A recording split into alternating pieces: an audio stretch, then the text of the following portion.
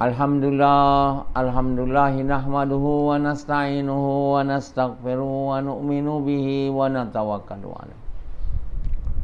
Wa na'udzu billahi min shururi anfusina wa min sayyiati a'malina. May yahdihillahu fala mudilla lahu wa may yudlilhu fala hadiya lahu. Asyhadu an la ilaha illallah wa asyhadu anna Muhammadan abduhu wa rasuluh.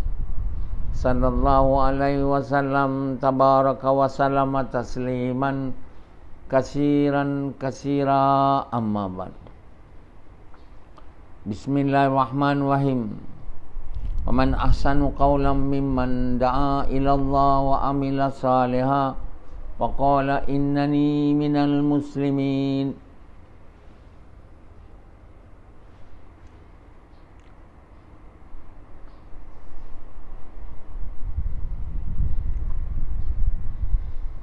Tuan-tuan, bapa-bapa sekalian dan ibu-ibu sekalian, saya cakap bahasa Inggeris pun tak faham, saya cakap bahasa Melayu pun tak faham, jelas. Yang bagi faham tu bukan saya, yang bagi faham tu Allah. Sama ada orang tu ijazah tinggi, doktor falsafah, atau dia STPM pun tak berapa nak lulus. Dua-dua mengalami. Ada kala faham, ada kala tak faham. Faham pun sikit. Jadi yang menyebabkan tak faham tu bukannya dia bodoh ataupun dia tak ijazah azazah. Dia ialah sangat menghairankan. Kalau kita buat kajian, sangat menghairankan lah. Macam mana pula doktor falsafah tapi sama tak faham dengan yang SPM ni. Yang SPM pangkat berapa? Sijil Am Pelajaran. Maksudnya apa? Bawah dari pangkat 3. Oh, bawah dari pangkat 3. Dia pun tak faham juga. Yang doktor falsafah pun tak faham juga. Jadi di mana salahnya tu? Salahnya pada diri sendiri. Kan? Saya tak boleh bagi faham. Yang bagi faham Allah. Dan Allah tidak bagi faham pada orang yang merasa diri dia faham. Allah tidak bagi faham pada orang rasa dia bagus. Jadi orang yang tingkat 3, grade 3 pun tak ada tu, sijil am macam tu, dengan yang doktor falsafah tu, dia tak faham dua-dua. Sebab dua-dua merasa tahu. Ditahu dan okay, baguslah. Mana maksudnya dengan lain perkataan, mereka ni orang-orang yang ada riak atau rasa besar diri ni, kibir kan. Jadi yang PhD tu dia selalu bersama dengan orang yang besar. Bukan besar, dia sangka besar lah, iaitu saya. Gas dengan saya, urut saya, belanja makanan untuk saya. Dia sehinggakan merasa diri macam saya juga. Jadi satu orang yang buat kerja besar macam kerja Nabi ni, merasa diri besar. Kan? Orang yang mencuri ni, dia tahu benda tu salah. Takkan dia jadi rasa besarnya. Susah. Tak ada.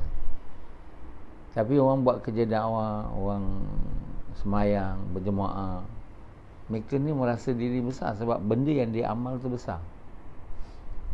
Jadi kecuali dia tak ada riak, kecuali dia dapat apa orang kata hilangkan riak dia akan dapat riak dengan amalan-amalan ni, bukan dapat iman. Ini tentu akan membingungkan kamu semua. Tak buat dakwah pun salah, buat dakwah dapat riak. Jadi macam mana jalannya nak selamat? Tak semayang berjemaah pun salah. Bersemayang berjemaah di masjid dapat riak. Jadi yang itu kita boleh faham, tapi yang buat gas tu, cakap kalimah, satu amalan besar, boleh dapat riak, tak boleh dapat iman tak? Jadi dua-dua jadi salah lah. Tak buat salah, buat dapat riak salah. Yang betulnya buat dapat iman, dapat tawaduk. Jadi macam mana kita nak buat benda besar dapat iman, dapat tawaduk? Itu yang kita kena fikir. Ada bersama dengan orang besar, makan dengan dia, berjalan dengan dia, lama-lama rasa besar. Banyak orang-orang kadang dia suka duduk-duduk dengan orang besar-besar, yang buzuk lah. Macam dalam usaha jemaah tabligh, banyak orang besar-besar, orang buzuk selalu pergi jur kaku lama. Lepas tu duduk pula dekat orang-orang dipanggil elders, orang besar-besar, duduk dengan dia bercakap, lama-lama rasa besar juga. Lebih-lebih lagi boleh cakap bayan dia, boleh kopi. Otak tu macam otak fotografi ya. Boleh cakap balik apa orang tu cakap, orang besar tu. Jadi mulalah orang kata dia ni pula orang besar. Melonjaklah riak tu, bertambah-tambah lah. Balik Raivin, balik Nizamuddin, riak bertambah-tambah. Orang lama pula. Jadi bila riak naik, iman tak naik. Dia dua perkara yang tak boleh sama. Bila riak naik, iman tak naik. Iman menurun lah. Jadi perkara yang menyebab kita jadi macam ni, sebab bila kita buat kerja ni, kita tak menghayati apa kita cakap. Kat mulut aja. Dia kita cakap kat mulut, kat hati kita membenarkan dia. Itu kita tak buat. Kat mulut aja, membenarkan tak. Kan? Macam kita kata Allahu Akbar. Kat mulut, membenarkan Allah Maha Besar, dalam hati tak buat. Jadi apa yang berlaku?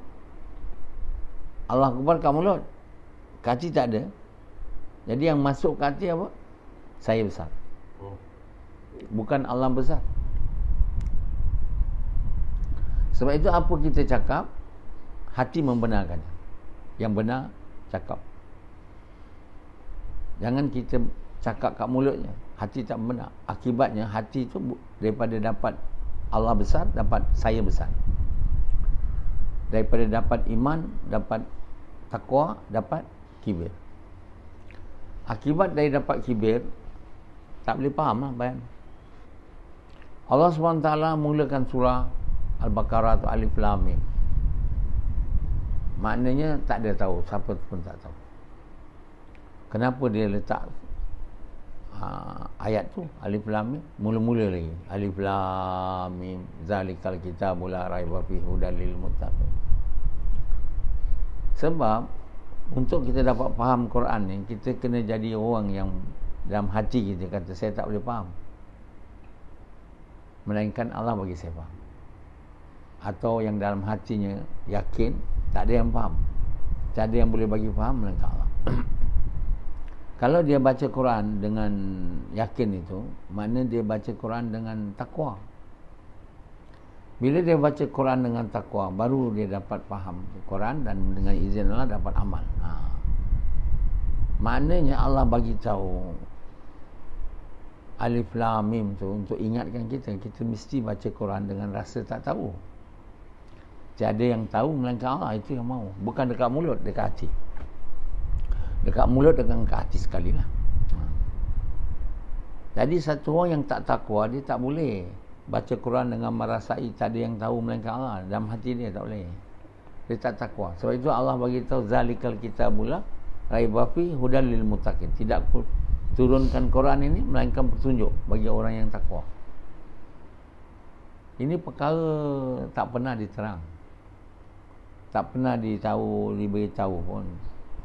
Ibnu Katsir dalam tafsirnya dia kata tak ada siapa yang tahu melainkan Allah, itu je. Itu bukan tafsir, itu semua orang tahu. Buat apa nak sebut alif lam mim, tafsirnya tak ada yang tahu melainkan Allah. Apa sebab? Allah letakkan itu kat mula. Itu yang baru namanya tafsir. Cuba kamu baca tafsir saya dengan izin Allah. Baru kamu, tapi kamu kena menghayati dia lah. Kenapa kamu semua tak faham dengan bayan ni? Sebab kamu tak duduk dengan yakin. Tak ada yang bagi faham melainkan Allah. Itu sebablah tak boleh faham. Tak ada yang bagi faham melainkan Allah tu tak ada. Saya boleh faham. Saya lama punya orang. Saya bersama orang besar-besar. Mana boleh tak faham? Itu saya lama dah gas. Tentu saya boleh faham. Tak boleh faham tentu. Dia mesti ada la ilaha illallah. Tiada yang faham melainkan Allah. Itu misalnya. Tak ada yang boleh bagi faham melainkan Allah. Jadi ekoran daripada itu ada dalam hati. Datang doa. Doa minta Allah bagi faham. Kalau itu tak ada, macam mana nak minta doa? Sebab diri kata saya pun boleh faham.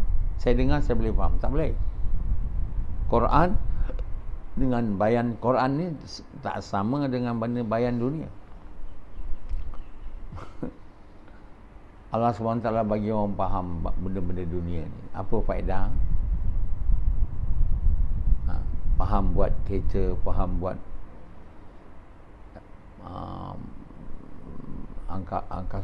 pesawat, faham buat roket, menemu benda-benda macam Einstein tu, faham tak ada faedah kan. Walau kita tahu bahawa Einstein tu dia keluarkan teori yang fiziks yang sebelum tak ada orang tahu. Apa dia punya formula? E equal to mc squared. Mana ada orang belum fiziks dengan teori tu macam-macam. E acceleration mass mc squared kali velocity to the power of 2. E equal to mc squared. The theory of relativity. Tu faham, tapi apa faedahnya? Boleh selamatkan Einstein dari seksa kubur? Boleh? Boleh dia masuk syurga, selamat dari neraka? Tak boleh. Tu faham benda tu tak ada faedah. Kalau ada faedah kat dunia, terkenal apa terkenalnya Einstein kan? Dia dah mati. Einstein pun tak ada faedah orang tahu dia. Einstein kan, dia dalam kubur mana tahu. Dr. Mahathir bila orang tanya dia apa yang kamu nak kamu diingati bila kamu mati, dia kata saya tak ada nak orang ingat saya untuk apa-apa pun sebab saya dah mati, saya tak tahu, biarlah. Betul cakap dia. Untuk apa saya nak diingat, untuk apa saya penting lepas saya mati saya diingat dia. Macam Piramli, banyak orang ingat dia, lebih pada ingat Tun lagi. Budak kecil-kecil yang anak Azri pun tahu Piramli, dengar lagu dia, tengok filem dia. Anak Azri tu, Azri pun tak pernah jumpa Piramli. Piramli hidup, Azri pun tak lahir lagi. Anak dia semua tahu Piramli. Apa faedah Piramli dengan orang ingat dia kat sekarang kat kubur? Ada faedah tak? Tapi kalau kamu tak fikir, kamu rasa macam ada faedah. Sikit faedah pun tak ada. Kalau Piramli tak ada amal baik yang ikhlas, yang Allah terima, dia tak akan dapat faedah dengan orang banyak nama. Saya mahu hidup 1000 tahun, Piramli kata. Macam orang Yahudi juga. Yahudi, dia semua nak hidup 1000 tahun lah. P.Ramlee ni sebenarnya orang Melayu. Sebenarnya Bani Israel, orang Yahudi bersungguh. Yahudi ni dia ada sifat bersungguh, benda baik, benda buruk. Dan sebab daripada dia bersungguh, dia jadi orang banyakkan cemerlang Yahudi. Jadi P.Ramlee itu Melayu tu adalah salah satu daripada kaum Bani Israel yang lari hilang, the lost tribe. Kau tengok orang Melayu, berapa banyak genius sekarang, anak-anak Melayu. Ada orang, yelah ada jugalah, tapi tak banyak. Yang India yang genius tu pun ada Bani Israel juga. Macam lumba basikal tu, Melayu dari Terengganu tu. Siapa nama? Azizul Hasni. Kalau bukan Yahudi tak jadi macam tu. Sesungguh. Jadi macam Samad India. Tak ada cemerlang. Macam saya ni orang Yahudi. Tak ada orang boleh dapat kecemerlangan dengan izin Allah macam saya ni. Tafsir Quran, buat usaha, dunia pun tahu, agama pun tahu. Ada Yahudi, kena Yahudi. Yahudi ni satu kaum yang mempunyai otak yang baik dan kerajinan yang bersungguh. Kerajinan yang luar biasa. P.Ramlee tengok macam mana dia buat lirik lagu. Saloma dia kata aku naik takut. Berjam-jam dia dekat bilik air tu. Tak tahu apa dia buat. Aku naik takut pula. Dia mati ke apa. Memikir. Lepas tu dia dapat lirik lagu, dia cakap orang bila dengar lagu ni dia orang takkan lupa selamanya. So dia genius dari segi mereka lirik, lakonan filem P.Ramlee tu sampai hari ni orang suka tengok tu. Mana ada filem orang tengok berkali-kali. Aduh, oi. Ada. Maknanya P.Ramlee tu dapat mereka cipta cerita yang begitu menarik sehingga bapa Rashidi dia tengok filem P.Ramlee, nyanyi lagu P.Ramlee. Dia mungkin lahir masa P.Ramlee hidup, tapi Rashidi apa sebab pula dia suka P.Ramlee? Dia lahir, P.Ramlee dah lama meninggal. Dia pun meminati lakonan P.Ramlee, filem dia. Belum ada lagi saya tengok mana-mana pengarah, sama ada filem Inggeris, orang tengok filem tu berulang-ulang kali sampai keturunan demi keturunan tak ada. Tapi P.Ramlee punya filem itu menunjukkan P.Ramlee ni luar biasa punya orang. Otak dia genius. Genius ni tak ada orang India, Cina, tak ada. Yahudi. Jadi orang Melayu ni hari ni dia punya intelijen tu tak terselah lagi sebab dia tak buat usaha agama sangat. Dunia mungkin dia terselah, tapi cemerlang betul. Sehinggalah orang Yahudi ni, orang Melayu ni buat kerja Nabi, kerja datuk nenek dia. Yahudi ni nenek moyang dia ialah Nabi-Nabi. Nabi Yakub. Yakub tu sebenarnya permulaan keturunan Yahudi ni anak kepada Nabi Isa. Nabi Isa anak kepada Nabi Ibrahim. Anak Nabi Yakub ada 13 lelaki semua. Dari dia 13 ni lah datangnya puak Bani Israel. 12 ada tinggal, satu hilang. Itulah the lost tribe yang saya nak bagi tahu kamu. Itulah Melayu dan Patan dan sebagainya. Mereka tu semua daripada sana berjalan nomad. Dan sebahagian tempat anak-anak dia, cucu dia tu tinggal, tak nak pergi lagi, tak nak ikut. Sampai Tibet tak nak ikut, duduk situ. Sampai kat China tak nak ikut, Vietnam, turun ke Malaysia, sampai Sumatera.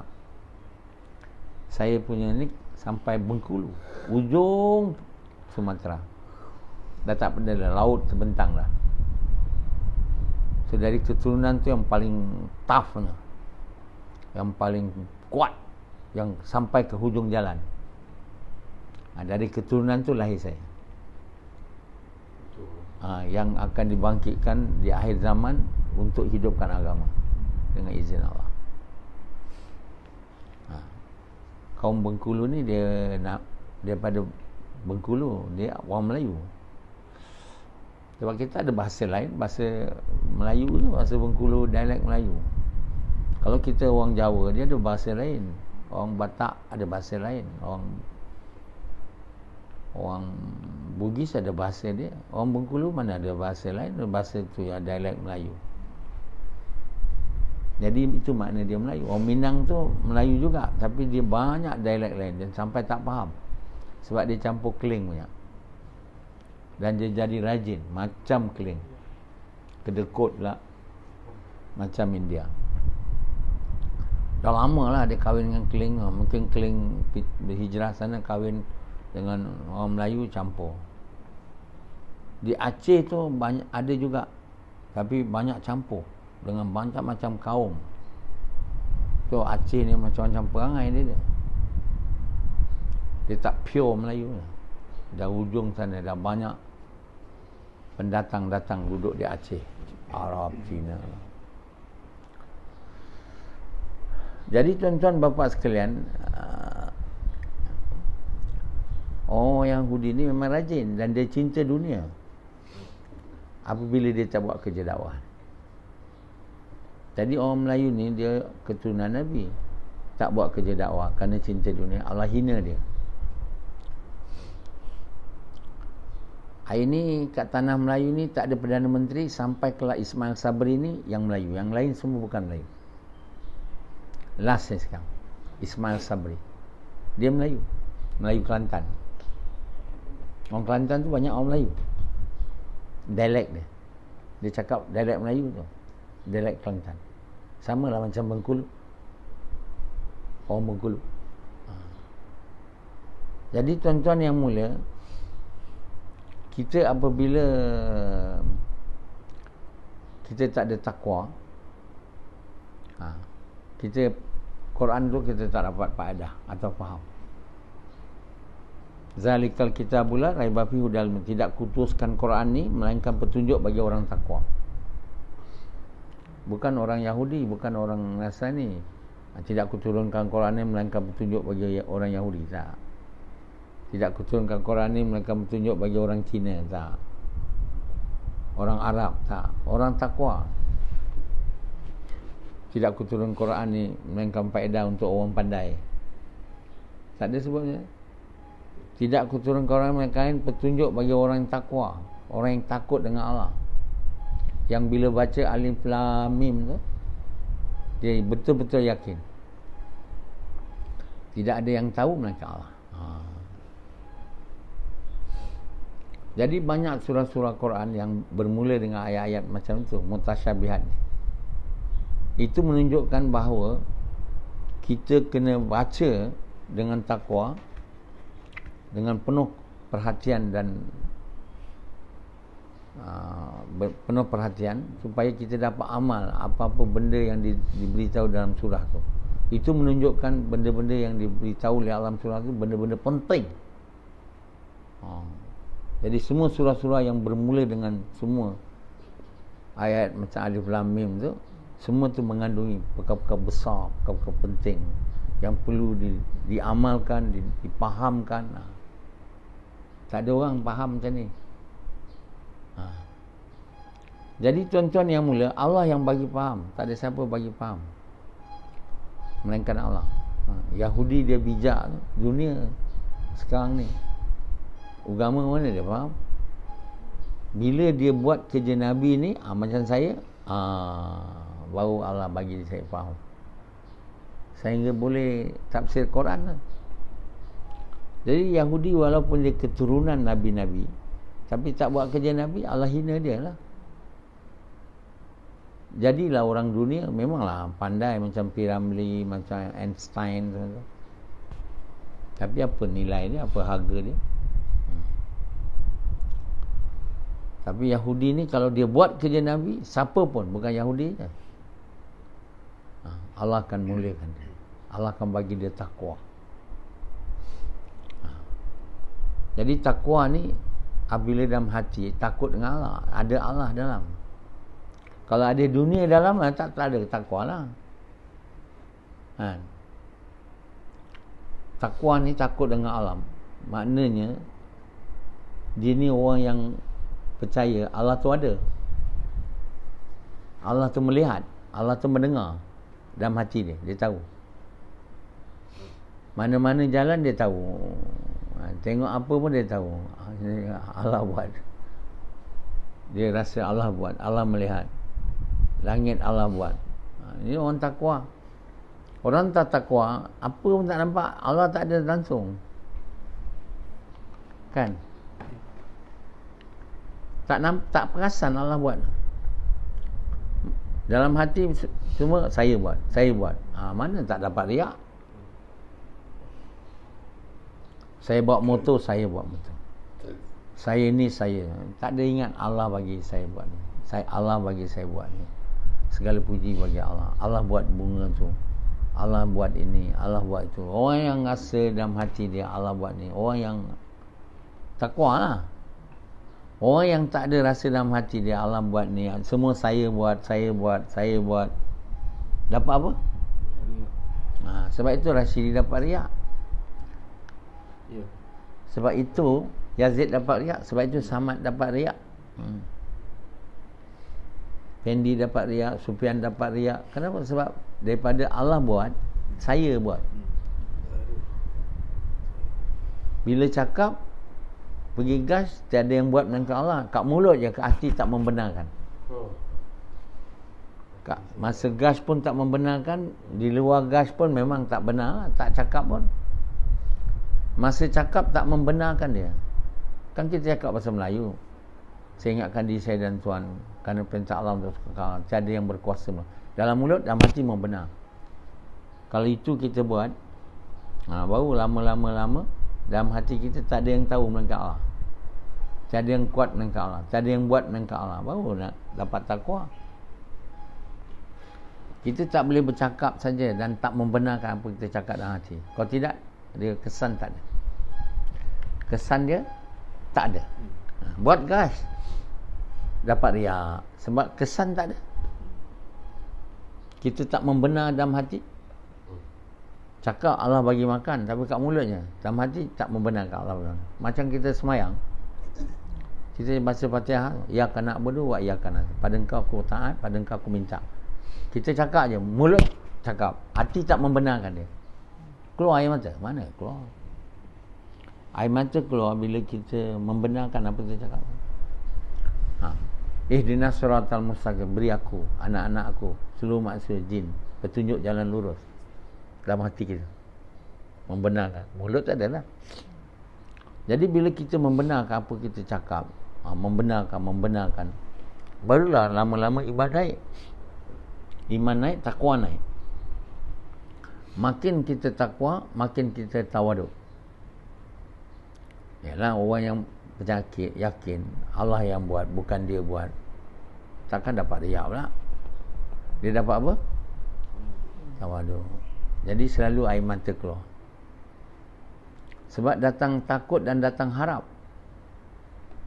Harap pada rahmat Allah, takut dengan azabnya. Walau dia dah sampai tahap tinggi, namun tetap takut dan harap. Itulah dua perkara yang ada pada orang takwa. Dia takut, dia harap. Dia harap pada rahmat Allah, dia harap pada kasih Allah, dan dia takut dengan azabnya. Dua tu bercampur, air mata keluar. Kalau dua ni tak ada, air liur keluar. Air liur keluar ni tanda nak dunia. Orang air liur keluar, tak ada nak Allah punya, ini nak dunia punya. Maulana Umar Palampuri dalam bayan dia, kita tak mau hantar orang pergi Amerika ni, buat kerja jemaah tabligh. Nanti bukan air mata keluar, dia kata air liur keluar. Jadi orang cinta dunia, tak ada Allah dalam hati, air liur keluar. Tengok dunia lagi luar air liur. Tengok Mercedes, tengok kereta besar, rumah besar, air liur keluar. Saya pun tak. Tapi orang yang takwa, dia tengok orang langgar perintah Allah, rumah besar tapi tak taat perintah Allah, air liur, air mata keluar. Jarang orang ada. Itu beza dia.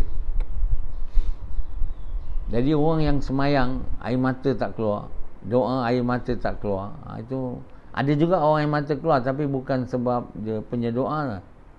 Dia nak dunia, dia tak dapat. Dia pun menangis. Dunia tak dapat, bukan takut dengan harap pada Allah tu. Bila duit dia hilang, dia minta pulangkanlah balik duit. Nangis lah. Rumah tak ada, bini tak ada. Saya kenapa orang semua dapat bini, saya tak ada. Nangis. Itulah dia berdoa. Yang dia nangis tu, nak dunia. Yang menangis, yang murni takut dan harap ni, dia takut dengan azab Allah dan mengharap kepada kasih sayang dia, rahmat dia, keampunan dia. Dan dia punya doa semua bukan minta dunia, minta kebaikan. Orang doa minta dunia ni boleh juga, tapi dia bagi aku rumah besar, bagi aku isteri, bagi aku duit banyak. Itu orang takwa tak buat doa macam tu. Orang takwa, sebab itu Allah bagi tahu, orang takwa ni doa Rabbana atina fid dunya hasanah. Beri aku kebaikan dunia, kebaikan akhirat. Dia bukan minta dunia. Minta apa? Kebaikan. Kebaikan dunia, kebaikan akhirat. Bukan minta dunia aja. Orang tak takwa, dia minta dunia aja. Kebaikan bukan. Dia tak minta kebaikan, dia minta dunia. Minta duit banyak, minta ini macam Rasidi. Minta dunia. Macam Rasid, macam Yazid minta dunia. Minta duit, pergi ke ya Allah bagi duit. Cina pun pandai juga minta, hanya dia minta dengan tokong tu lah. Kan? Kita sebenarnya kita mau minta Allah sayang kita, Allah maafkan dosa kita, Allah bagi kebaikan kepada kita. Itu orang takwa dia punya doa. Jadi orang dunia dia punya doa lain, minta dunia. Jadi kata Allah, siapa yang nak dunia, aku akan bagi dia, dan tak ada bahagian bagi dia di akhirat. Banyak orang buat mati level. Dia nak dunia, dia minta dunia lah, dia doa. Lepas tu dia bagi sedekah supaya dia dapat dunia. Dia buat baik pada mak dia, ada orang, supaya dia dapat dunia. Cina tu kata, kalau aku dulu miskin, aku buat baik kat mak aku, terus aku kaya. Jadi inilah nama orang dunia. Jadi Allah bagi, tapi tak ada bahagian di akhirat, sebab minta dunia je. Orang yang takwa ni, dia bukan minta dunia, dia minta kebaikan dunia. Rabbana atina fid dunya hasanah wa fil akhirati hasanah wa qina azaban nar. Itu doa yang kita kena baca waktu di Arafah. Banyak baca doa. Doa yang kita kena baca waktu kita tawaf. Kenapa pula nak dunia pula minta kata tu? Itu bukan doa orang-orang dunia tu. Itu doa orang takwa. Ada orang pula cakap kita nak dunia.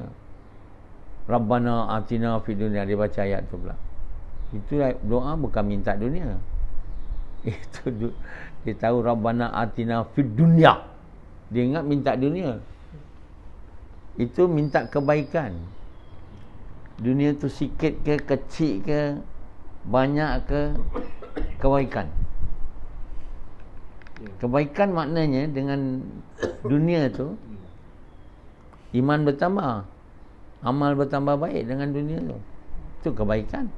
Kalau dunia untuk dapat rumah besar, kereta besar, zakat tak mau bayar, sedekah kerana suka tak mau buat, keluar jalan Allah tak mau, itu bukan kebaikan. Itu dapat dunia tapi keburukan. Dia jadi orang yang apa kau buat kat dunia, aku bersedekah. Allah bilang kamu tipu. Kamu buat semua tu bukan untuk aku sukakan aku, untuk kau dapat nama. Itu nak dunia lah. Termasuk dengan orang yang nak pahala. Buat amal baik tu nak dapat pahala, kira pahala. Itu juga termasuk dalam nak dunia je. Walaupun akhirat, syurga. Asal kau buat amal baik tu dapat syurga? Boleh buat dapat amal baik dapat syurga? Tak boleh. Kita dapat syurga boleh dapat Allah. Kerana syurga tu bukan siapa punya, Allah punya. Kalau Allah tak suka kita, mana boleh dapat syurga? Dapat neraka lah. Untuk buat Allah suka, setiap benda amal kita buat kena ikhlas, kena buat untuk sukakan Allah. Jadi tuan-tuan bapa sekalian, Allah Subhanahu Wa Taala beritahu kamu orang kafir, kata Allah, kamu jadi kafir tak ada siapa siapa apa tipu kamu. Tak ada siapa paksa kamu. Kamu jadi kafir sebab kamu sendiri pilih nak jadi kafir. Siapa yang tak mau taat ni, tak ada siapa yang tahan dia daripada taat. Ada siapa tahan kamu daripada taat? Jadi begitulah. Yang buat kamu tak taat ni, kamu sendiri yang pilih untuk tidak taat. Kamu sendiri yang pilih untuk tidak beriman dan percaya pada akhirat. Jadi kerana itu, atas pilihan kamu dapatlah dia punya keburukan. Kamu juga boleh pilih yang buruk, kamu juga boleh pilih yang baik. Kamu juga boleh pilih untuk buat amal baik. Siapa yang menahan Sufyan dari korban di jalan Allah? Siapa menahan dia? Tak ada siapa menahan dia. Tak ada siapa menghalang dia, melainkan dia sendiri memilih untuk tidak mau berkorban. Siapa menghalang Pendi untuk korban? Ada siapa? Melainkan dia sendiri yang telah memilih untuk tidak mau berkorban dan taat. Tak mau duduk sini, tak mau. Dia sendiri memilih. Orang kafir dia sendiri memilih untuk tidak mau taat. Maka kerana itu patutlah dia kau masuk neraka. Rasidi, siapa yang menahan dia daripada berkorban dan buat usaha dengan betul? Siapa menahan dia? Ada siapa menahan dia? Ada. Ada siapa menipu dia untuk jangan taat? Dia sendiri yang memilih untuk tidak mau taat, tidak mau jadi orang beriman beramal saleh. Tak ada siapa tahan kamu daripada tak jadi orang beriman. Siapa tahan kamu? Siapa tahan kamu nak jadi orang beriman beramal saleh?